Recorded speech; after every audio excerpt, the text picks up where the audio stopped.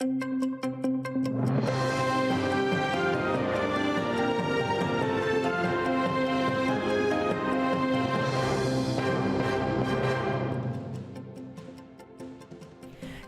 у Києві, 18 в окупованому Криму». Час новин на АТР. В студії Софія Бляєва. За обвинуваченням у розстрілу активістів на Майдані Януковича судитимуть заочно. Про це заявив Генеральний прокурор України Юрій Луценко. Він повідомив, що суд найближчим часом має надати дозвіл на заочне слідство щодо президента-втікача та його прибічників. Колишнього голови МВС Віталія Захарченка, екс-голови СБУ Олександра Якименка. Луценко повідомив, що Генеральна прокуратура із відповідним поданням звернулася до Печерського райсуду Києва за дозволом на спеціальну процедуру досудового розслідування. Завдяки запровадженню нового законодавства щодо можливості заочного засудження ми зробили серйозний прогрес і щодо керівників усіх злочинних дій режиму Януковича. Перш за все, пред'явлена підозра і справа слухається в суді по державній зраді екс-президента Януковича. Впевнений, що ця справа є принциповою не лише щодо Януковича, а до всіх керівників колишніх і майбутніх країни. Тим часом Інтерпол зняв з міжнародного розшуку екс-міністра внутрішніх справ Віталія Захарченка та його заступника Віктора Ратушняка. Про це повідомляє начальник департаменту спеціальних розслідувань Генеральної прокуратури України Сергій Горбатюк. В Інтерполі відмовляються оголошувати у розшук всіх фігурантів справи Майдану. В червні 2017 року ГПУ оголосила про нові підозри Януковичу, Захарченку, Якименко і ряду інших екс-чиновників у справах Майдану 2014 року. Вони підозрюються в незаконному перешкоджанні проведення мітингів, умисного вбивства 2 і більше осіб, заподіяння умисного тяжкого тілесного пошкодження, а також в організації терористичного акту.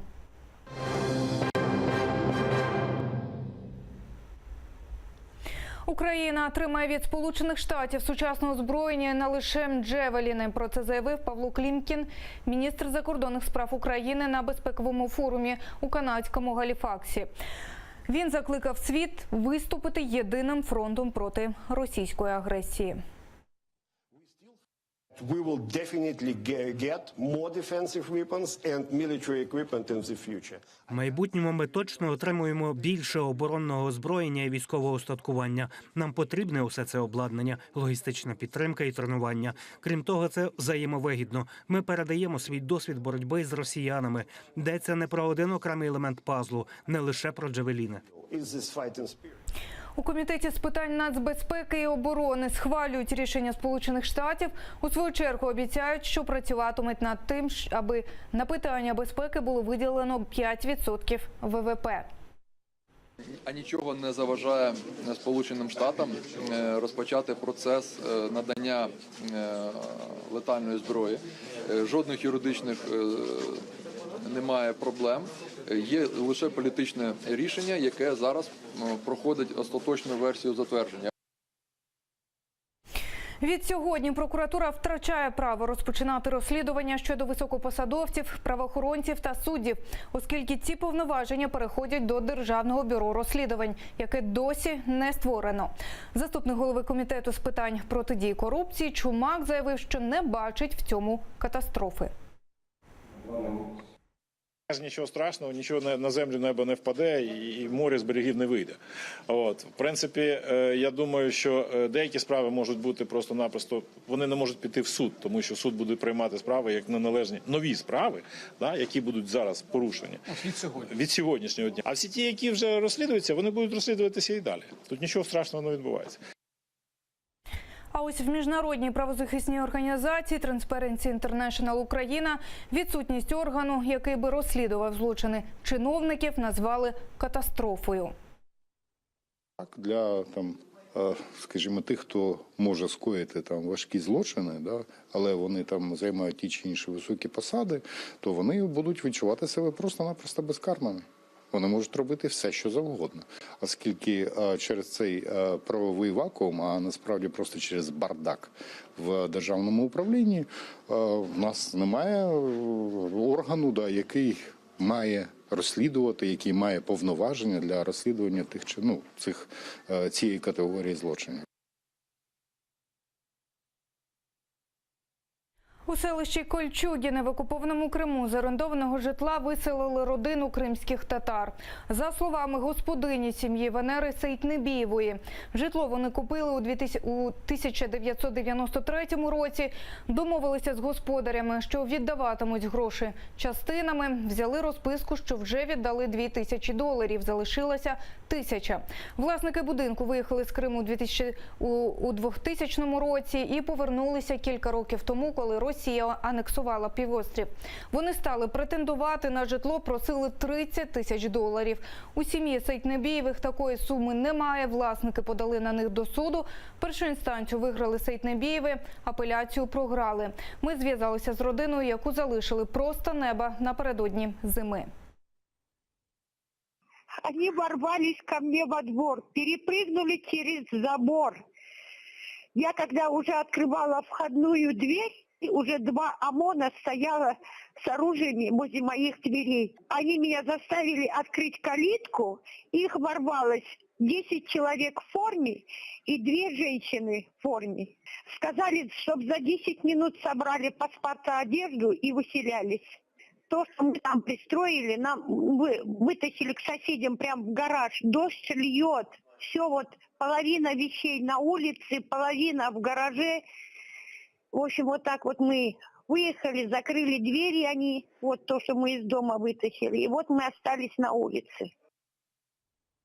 Форум розбрату. На Київському форумі нацменшин, де мали обговорити закон України про освіту, розгорівся скандал. Активісти, що прийшли на захід, повідомили, організатори форуму раніше відвідали анексований Крим і нині хочуть дискредитувати Україну та розхитати ситуацію в країні. Якщо подивитися, що написано на форумі, то тут є євродепутати. Правильно? Ми знаємо, що є євродепутати, які їздили в Крим. Ми не впевнені, що ті депутати, які тут присутні, це депутати, яких цікавить Україна або цікавить їх щось інше. Тому ми прийшли з запитанням, чи є представники влади, які можуть дати оцінку тому, що тут відбувається.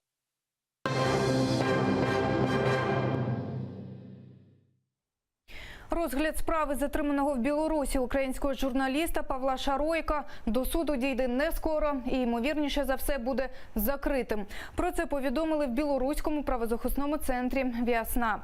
Білорусь не є членом Ради Європи, тому і стандарти європейські на неї не поширюються, відзначили у правозахисній організації.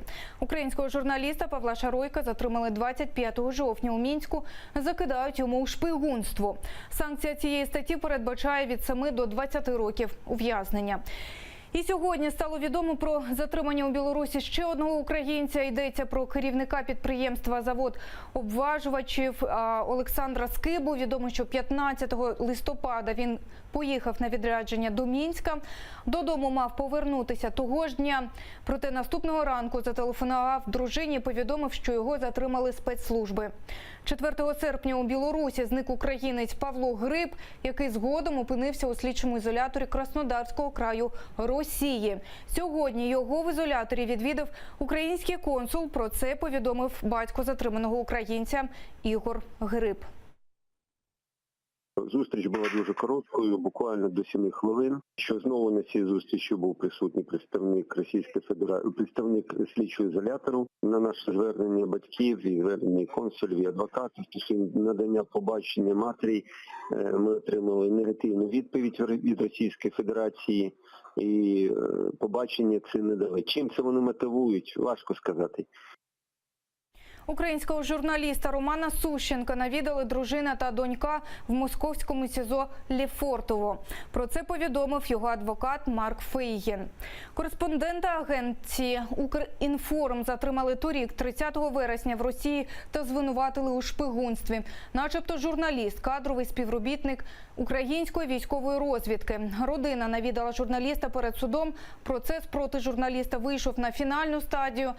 Марк Фейгін пророкує, що вирок буде несправедливим і дуже суворим. Українському громадянину підготували 20 років колонії за нібито збір інформації про ймовірне вторгнення Росії в Україну 2016-го. Сейчас у нас этап ознакомления сделан, идет по статье 217 УПК. Мы с Романом знакомимся, значит, с материалами. Вот на 4-м томе мы сейчас из 10 томов сегодня тоже поедем на знакомку. Мы вместе с ним будем смотреть 4-й том. Ну, по окончании знакомства дела, возможно, это будет уже в начале декабря. Дело будет обвинительное заключение, следствие передаст в прокуратуру, там утвердит и передаст дело в суд. Так что можно ожидать начала суда. Там предварительное слушание в конце декабря, может быть, уже после январских длинных каникул, после праздников.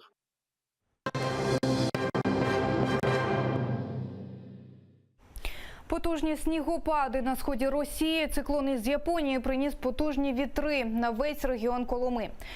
Не працюють місцеві аеропорти та вокзали. Скасовані уроки в школах. Мер Магадану закликав мешканців міста вийти на двір з лопатами, аби розчистити дороги. Через снігові замети збільшилась кількість ДТП на дорогах. Міжміські автотраси так само перекриті. Ну, видите, сугроб. Стоит машина, выезжает сюда. Ну, я и взял вправо, чтобы ее как бы пропустить. Ну и все, уселся. Наразі це всі новини. Дивіться наступний випуск «Заману» о 18-й. Та дізнавайтеся більше. Будьте з АТR.